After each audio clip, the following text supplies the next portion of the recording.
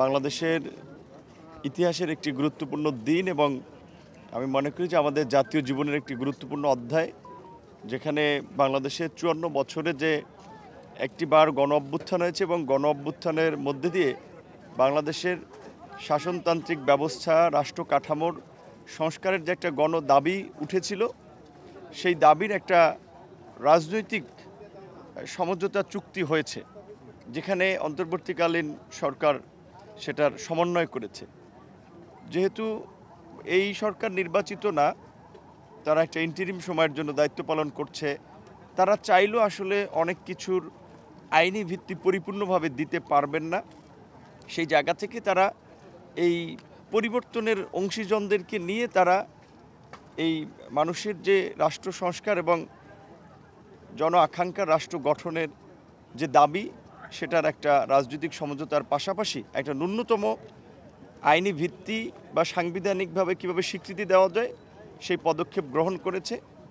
আজকে যেই বিষয়গুলো নিয়ে রাজনৈতিক ঐক্যমত হয়েছে, সেই বিষয়গুলো নিয়ে আজকে একটি যে সমঝোতা স্মারক স্বাক্ষর হয়েছে, এটি একটি অধ্যাদেশ আকারে সরকার পক্ষ থেকে জারি করা হবে এবং যেটি পরবর্তীতে সংবিধানে যেখানে অন্তর্ভুক্ত করা দরকার এবং যেখানে আইন কাঠামোর সংশোধন করা দরকার সেটি সংশোধন হবে। এই ক্ষেত্রে রাজনৈতিক দলগুলোর মধ্যে বা আন্দোলনকারী প্রতিনিধিদের মধ্যে একটু মতভেদ ছিল, কিন্তু দীর্ঘ প্রায় ১ বছরের আলাপ আলোচনা শেষেও যদি আমরা ঐক্যমতে না পৌঁছতে পারি, সেটি দেশে আরেকটি নতুন সংকট তৈরি করবে। সেই বিবেচনায় আমরা গণ অধিকার পরিষদ সহ অন্যান্য রাজনৈতিক দল আজকে স্বাক্ষর অনুষ্ঠান সম্পন্ন করেছি। রাজনৈতিক দলগুলোর পক্ষ থেকে দুটো দাবি ছিল। কেউ বলেছেন যে জাতীয় নির্বাচনের আগে আলাদাভাবে এই জুলাই সনদের একটা ম্যান্ডেট নেওয়ার জন্য, একটা গণভিত্তি দেওয়ার জন্য একটা গণভোটের আয়োজন করা, যেটি গণ অধিকার পরিষদ সংসদ ভবনের এলডি হলের প্রথম জাতীয় ঐক্যমত্য কমিশনের আলোচনায় বলেছিল।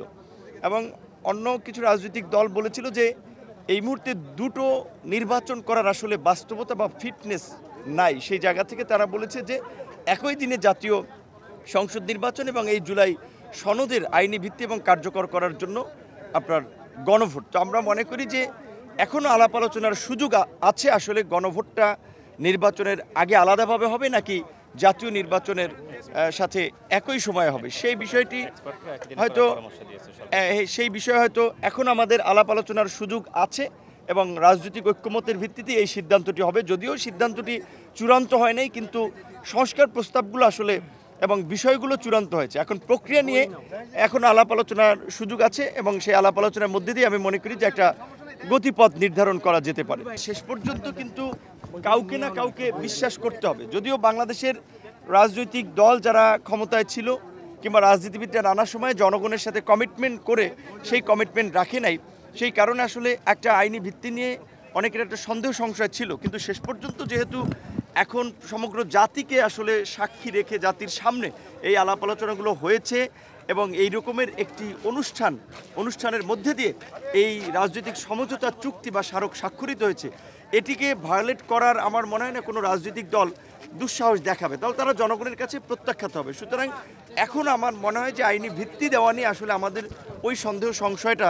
কিছুটা হলেও কমেছে এবং আমার মনে হয় যে এটা একটা আইনি ভিত্তি এবং কার্যকর ভিত্তি পাবে।